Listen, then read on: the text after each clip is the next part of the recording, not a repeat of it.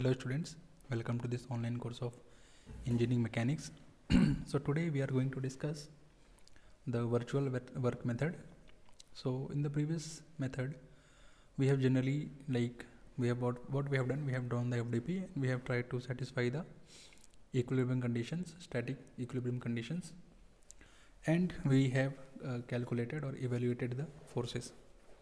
But so this method was okay when the equilibrium position is known or specified. But what to do for the problems in which bodies are composed of interconnected members that can be moved relative to each other, such as springs?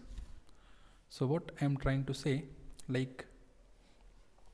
so in the previous method what we have seen the, this is a beam, or let us say this is a cantilever beam. So the all the members, all the points are interconnected and there is no relative motion.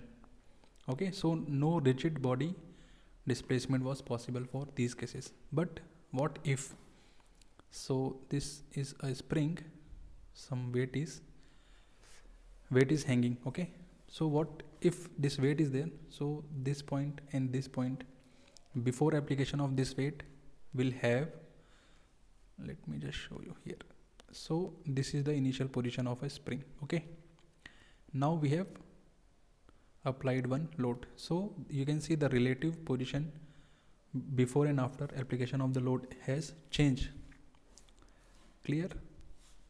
This means in simple words that the points can be moved, they are allowed to move relative to each other.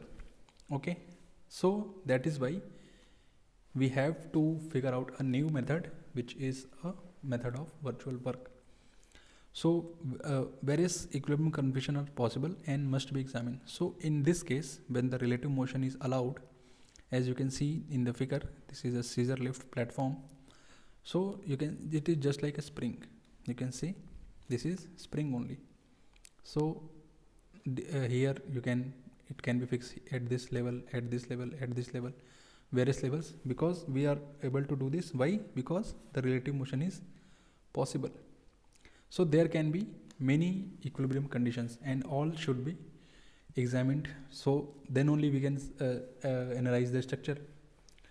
So what was the problem with the previous method? Previous methods can still be used. There was no problem, but they are not convenient. They are not simple. It will be very tedious task if you are going to satisfy the static equilibrium conditions for these type of structures, just like spring.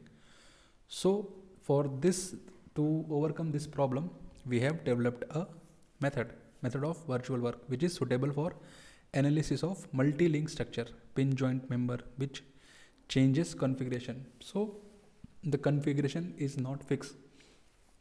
Before application of load and after application of load, we are not having the same configuration. The configuration is changing. Why? Because of relative motion between particles. Between two particles or two different points, there is relative motion. So method of virtual work is effective when a simple relation can be found among the displacement of the points of application of the various forces involved. So it is not like in every such kind of configuration if changing and we are applying the virtual work method. No, we have to check that whether we are able to satisfy or we are able to establish a relationship between the displacement and the forces due to which these displacements are occurring. Okay, so based on the concept of work done by a force, this method is simply like, what is work? Work is nothing but, what is W?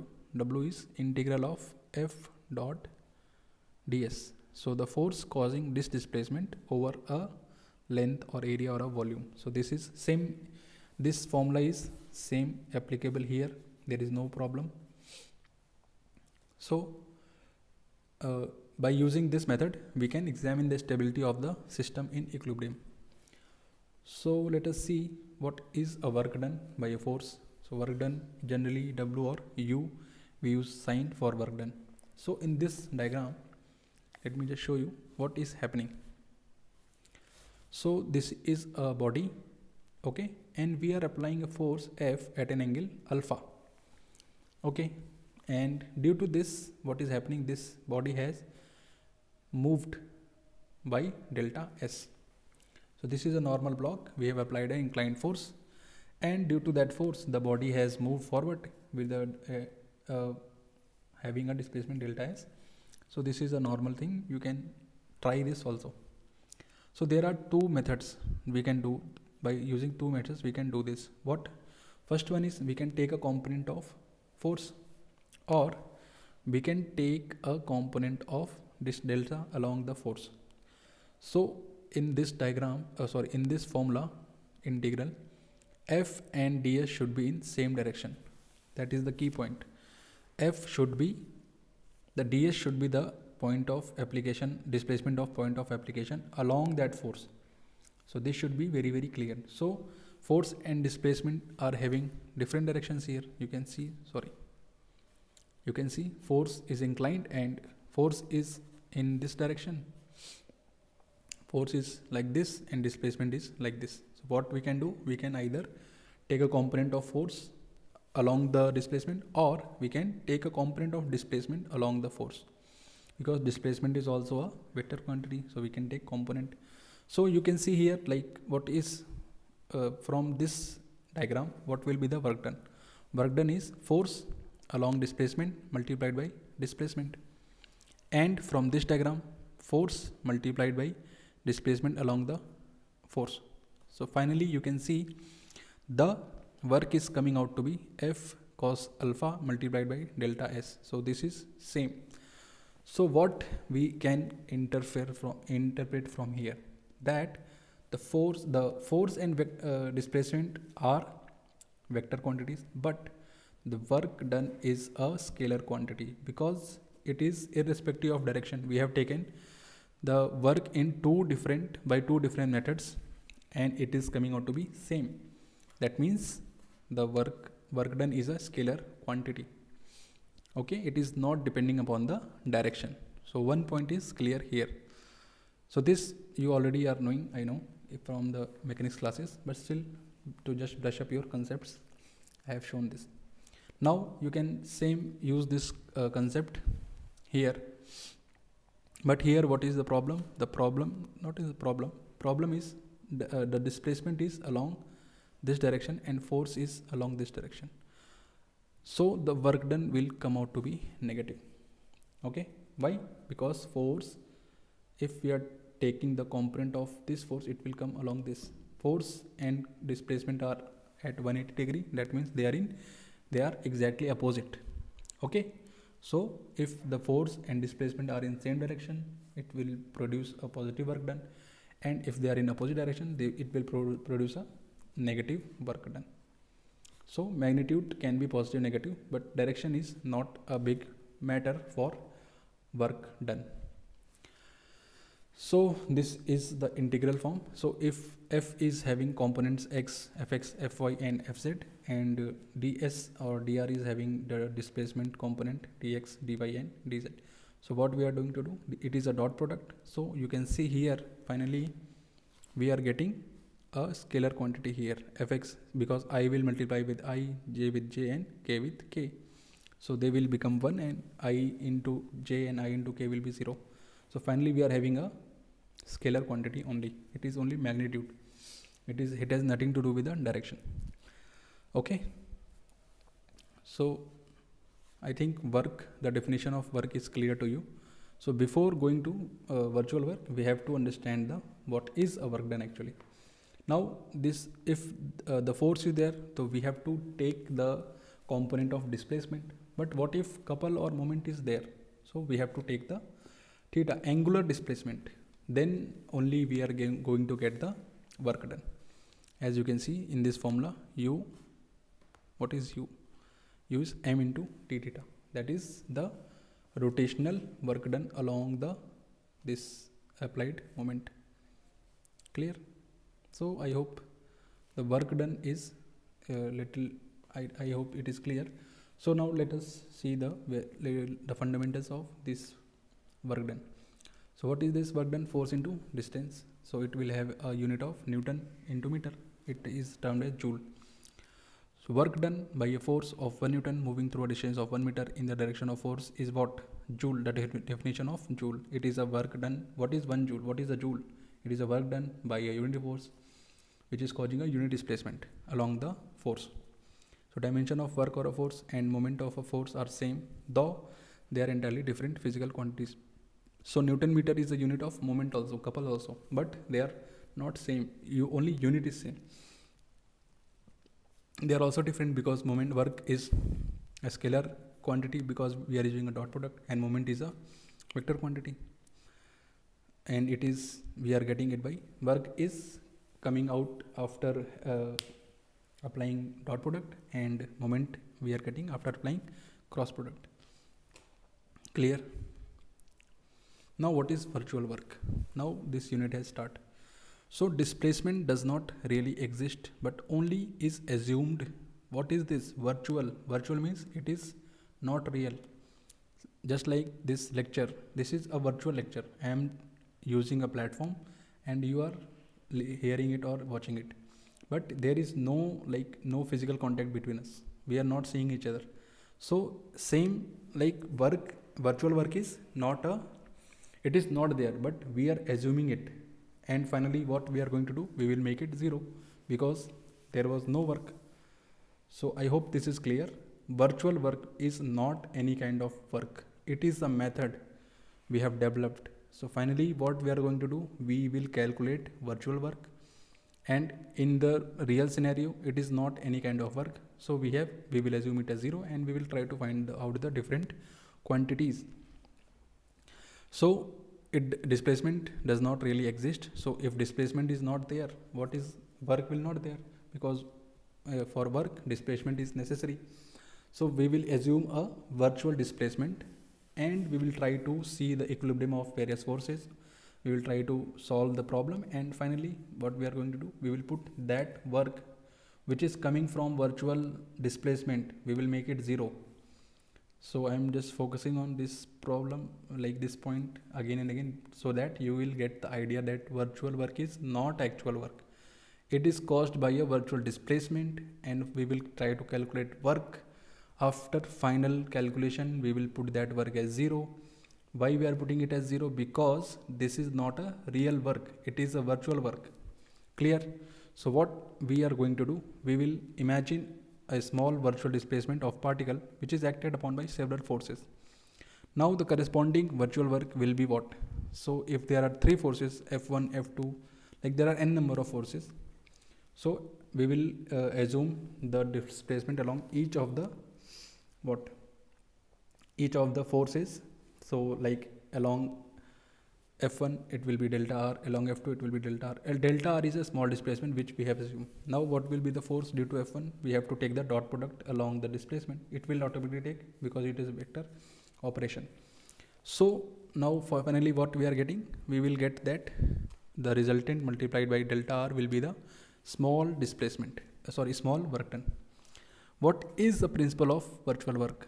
If a particle is in equilibrium, the total virtual work of forces acting on the particle is zero for any virtual displacement. Again I am telling this point, if we are taking virtual work, displacement is virtual, so work done will be zero finally. So this is a principle we are in exam directly they can ask you, write down the principle of virtual work. If a rigid body is in equilibrium, the total virtual work of external forces acting on the body is zero for any virtual displacement of the body. So total virtual work of external forces acting on a body will be zero. Now if a system of connected rigid bodies remains connected during the virtual displacement, only the work done of the external forces need to be considered, since work done by internal forces will cancel each other. So let us try to understand what this point is. What is this point I want to make? If a system of connected rigid bodies remains connected during the virtual displacement, that means there is no relative displacement between the bodies. Only the work of external forces need to be considered, because the internal works will cancel each other. So now consider the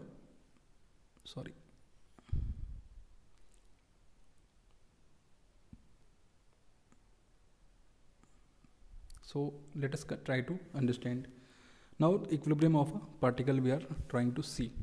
Total work done on a particle due to virtual displacement delta r will be, there are four forces or summation of forces dot product with delta r. If summation f is in terms of scalar sum and delta r in terms of its component, virtual displacement, what will be the virtual displacement?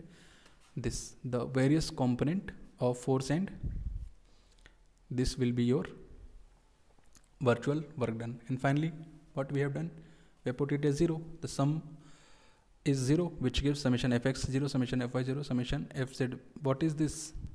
This is magic. This is nothing but your what? The state of equilibrium.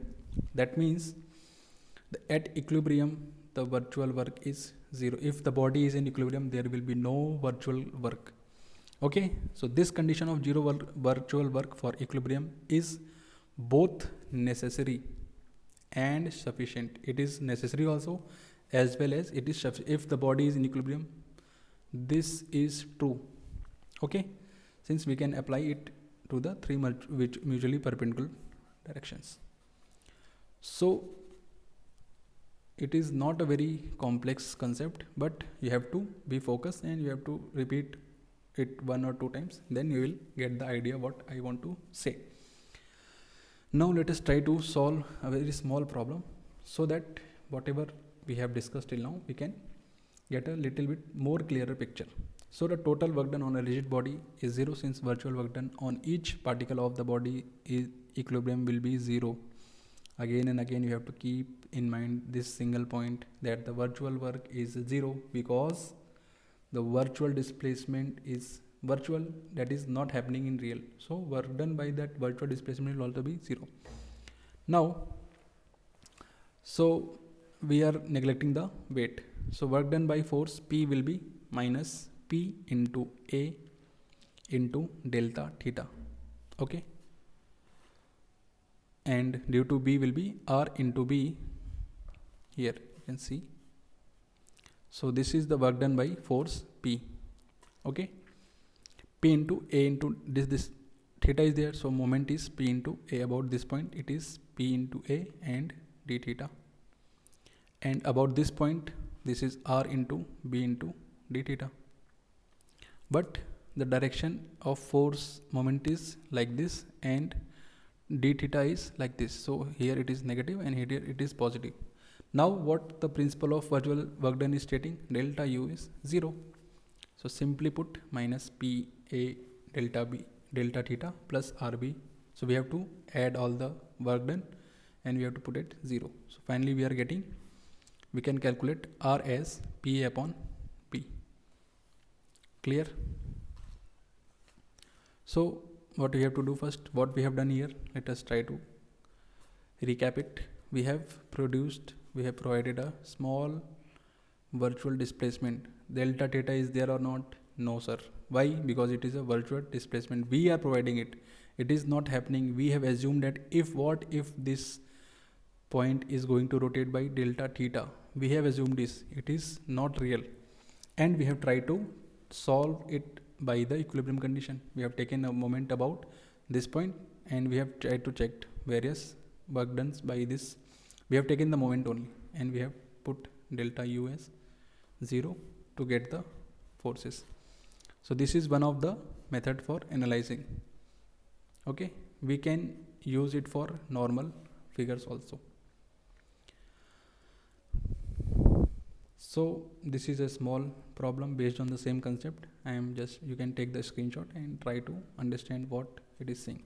It is same as this. Let me just show you. So this is the force P. Okay. What we have assumed a small theta here, d theta, and same d theta here. And due to this d theta, there will be some small displacement along P. That is delta by C. You can see here. Just you have to take the moment and you have to add all the work done and finally put it at 0.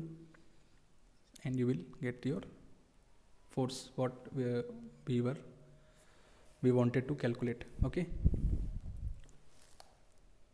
So the principle of virtual work done by external active forces of on an ideal mechanism system in equilibrium is zero for any and all virtual displacement consistent with the constraint.